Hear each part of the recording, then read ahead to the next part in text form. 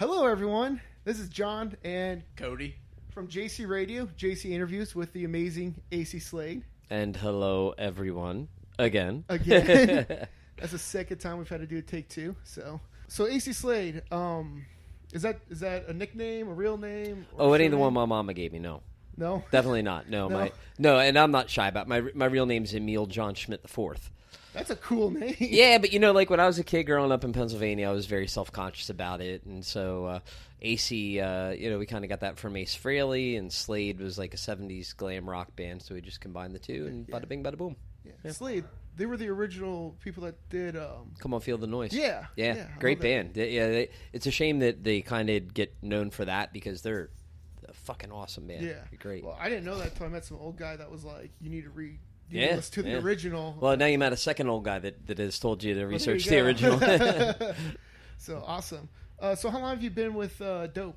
Well, I started in the band in '99, and I was with the band from '99 to 2000, and then from 2000 to 2004, I guess, I was with the Murder Dolls. And then had my own band called Trashlight Vision, and I played with Wednesday for a while. I played with a band called Amen, and then I played with Joan Jett, played with the Misfits, and once we started doing the reunion tour a couple of years ago, it's been really easy for me to do this whenever schedule allows. I got you. Yeah. So what was the process for you, I guess, to come back with Dope? Etzel called me up, was like, "Hey, I got the story. You want to do it?" And I'm like, "Yeah." There you go. Yeah. That easy. Yeah. So, what instrument do you play? I guess throughout all those bands, since you just named a bunch. I've played guitar and I've played bass in Dope, but currently I'm playing bass. Bass. So yeah, on the Felons and Revolutionaries album and tour cycle, I played bass, and then when we did the Life record, I played guitar. Okay. And then actually, probably before we did the reunion tour, there was a few shows where I filled in on guitar for Virus. Okay. And then once we did the reunion tour, I was on bass. That's awesome. Yeah.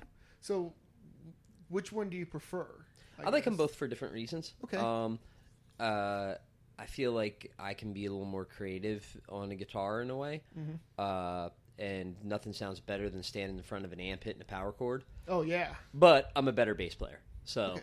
Yeah. Is that your opinion, or have people been like, "Hey, man, you're"? I mean, I think that would probably be a general opinion. I mean, Virus can play circles around me. Like all the guitar players on this tour can probably play circles around me, But I can certainly hold my own on bass. So. That's awesome, man. Yeah. Did you play bass for Murder Dolls? No, I play guitar. So you were the guitarist for Murder Dolls. Mm-hmm. Okay. Were you lead or rhythm? Joey and I switch back and forth. You guys switch back and forth. Okay. So how would you compare touring like back in the 90s and early 2000s compared to now, whether you personally or just the industry as a whole? I mean, in some ways it's exactly the same. It's like, you're still like on the pirate ship, going into a different city every day. And, I mean, in some ways it's exactly the same. In other ways it's drastically different. So, for example, like when we first started touring, we didn't have cell phones, which is crazy to think about, but we used to have prepaid cards. So so if you wanted to call your girlfriend, you wanted to call your family, you go into the production office, there'd probably be a line, or you go to a payphone and you use the prepaid card and shit like that.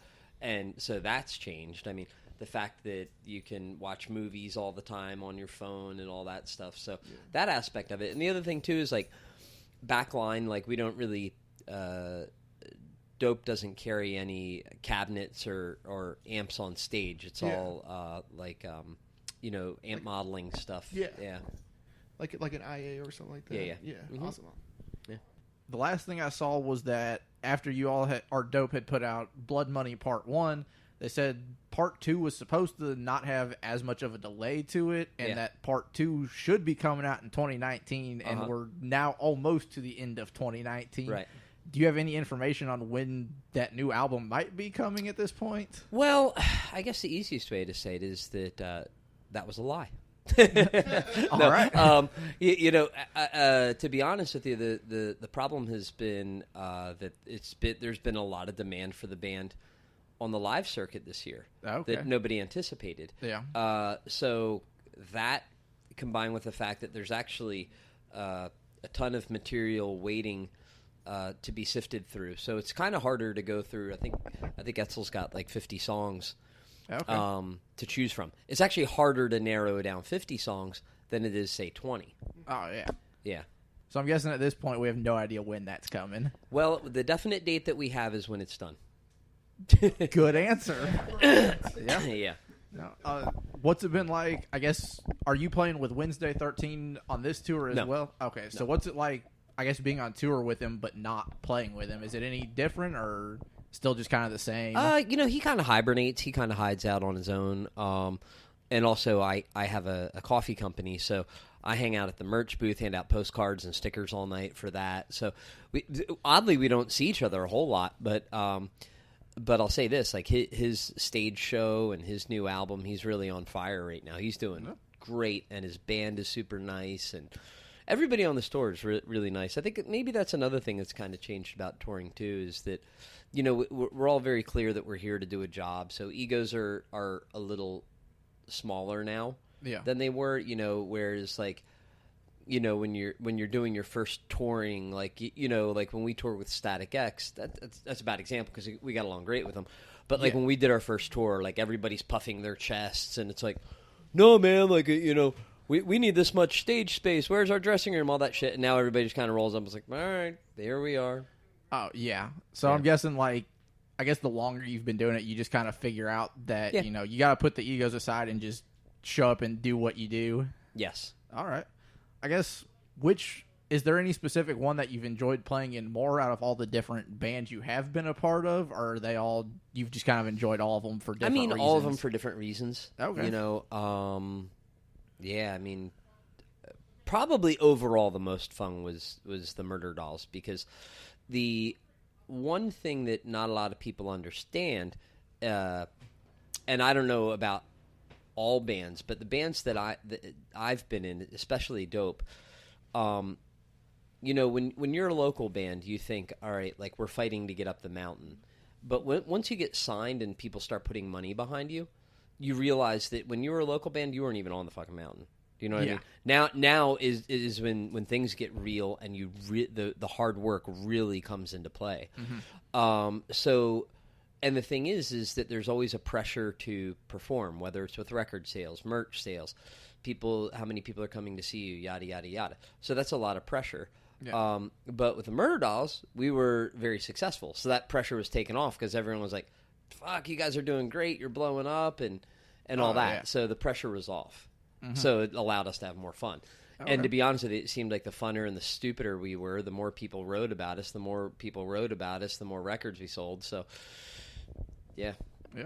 I know you had mentioned, like, in the past with touring and stuff, to, like, call significant others and stuff, you'd have to have the, like, prepaid cards. How do you kind of do that now, trying to manage, like, a personal life, maybe having a significant other, but being on tour? FaceTime. Just FaceTime them now? Okay. Yeah. Makes that a lot easier then. All right. So, sorry I stepped out. Dink just called, and he wanted me to tell you that you're a jerk. Well, he's right about that. Oh, well, there you go. And when you see him, tell him I said to eat a cookie. Okay. Which sounds like it's something filthy. It's not, though. It's actually, no, it's not. No, that's what I like. You got a bunch of cookies. Like the word koozie. It sounds filthy, right? But it's not. That's what I like. I guess if you're Fred Durst, cookie is a dirty thing. But. Yeah, but that's a completely different thing. Right. Yeah. So, what was it like getting, like, a call from whoever you get the calls from saying, hey, you're going to be touring with Static X on this Memorial Tour? I mean, the first step is, for me, I don't believe anything until I got a plane ticket.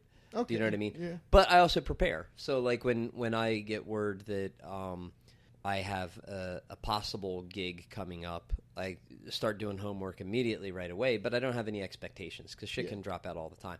Okay. I mean, there's been a bunch of big tours I was supposed to do, and then they end up not happening for one reason or another, and it's nothing personal, Yeah, it's just... But I'm always happy. I'm always excited, Oh, that's good. Always run to the band's website, look at the tour dates and all that stuff, It's awesome. So it's pretty cool that, like, because you've been touring for a while, but it's cool to see that you're still, like, giddy, I guess, or excited to go on tour with these bands. Oh, absolutely. Whereas like sometimes you hear stories about people being like, yeah, it's just another tour. Yeah, I mean, I never really feel that way. I mean, it's funny you should say that today because I am really burnt out today. Yeah. You know what I mean? Like we're at the end of the cycle. You know what I mean? It's been a busy ass year and a really, really busy year. And I got sick and I've been having a hard time eating food. So when you asked me, how's your day going? I said, it was another beautiful day in Sauget. That was completely sarcastic.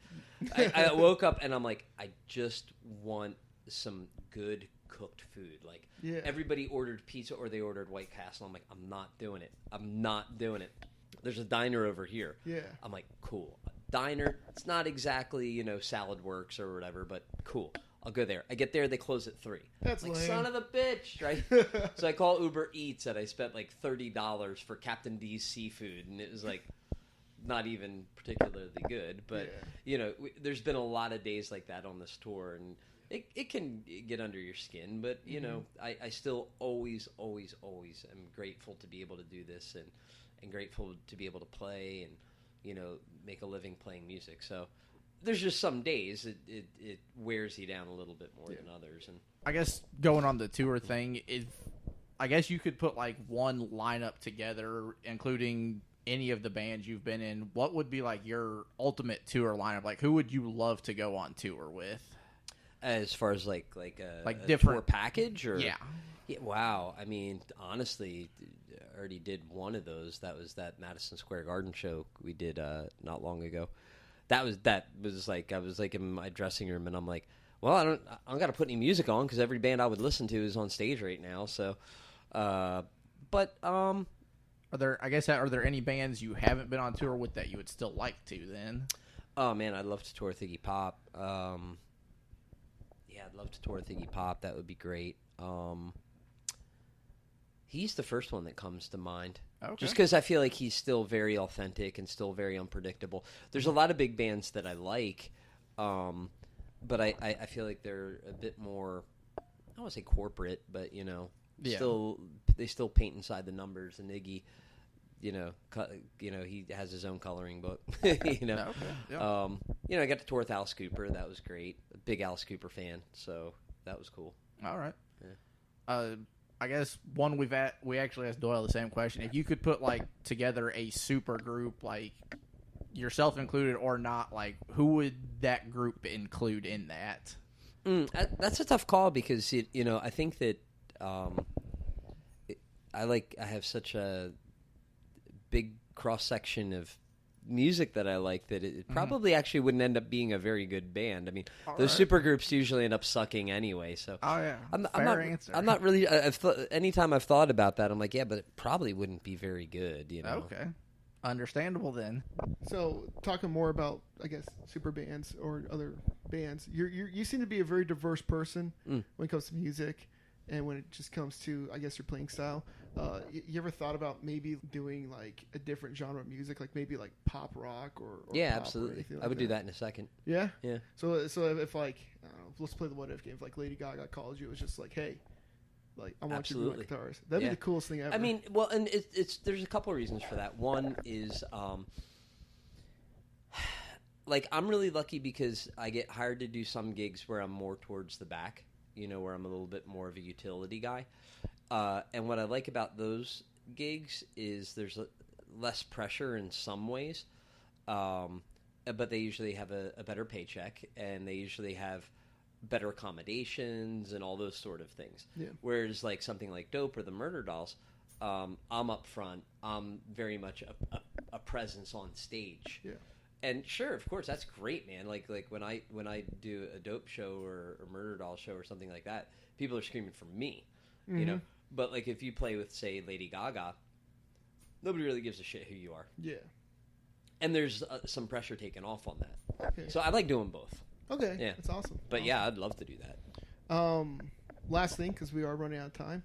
If there's any bit of advice you would like to give anybody that wants to get into the either show business or rock and roll business, what would that advice be? Be tenacious. Don't give up. Never quit. And just always present yourself like a professional. The one I mean, everybody's kind of different, and everybody has a different path, so it's kind of hard to say the right way to do things. Yeah. But I mean, I will say this: if you're a local band, like this, I definitely can subscribe to this notion, and that's that if you're a local band, never make yourself look like a local band. Like, don't worry about playing your local bars, because in this day and age, it's like you're playing to a digital audience. Yeah. You know what I mean? Like, this might sound kind of cheeky, but it's like when we do a show and there's a photographer there, I won't lie. I do make sure I pay attention to the photographers, because you know what? That's another, say, 1,000 or 10,000 or 300 people that will see you. It wasn't that way back in the day. Like back in the day, a photographer might be in a magazine, and that's great and all. But nowadays, like your reach is expanded so much. Yeah. So if I were a local band, I wouldn't worry about playing small little bars. I'd spend money on making really good videos, making a really good album, making sure that people think that you're already a signed band, that you're already because then it's that thing of like, if you're investing in yourself, people are going to think, wow, these people really value themselves. I want to get behind them. Yeah. So that old thing of like, yeah, we're going to go down and play, the bar down the corner, and 5 people came and saw us last time, and boy, now 10 people came and saw us. Things are really moving along. That's a waste of time, I think. Yeah. Yeah. Awesome. Well, thank you so much for joining us today. Acey Slade, everyone, from pretty much every band you've ever listened to. And this is JC Radio, and we're signing out. Awesome.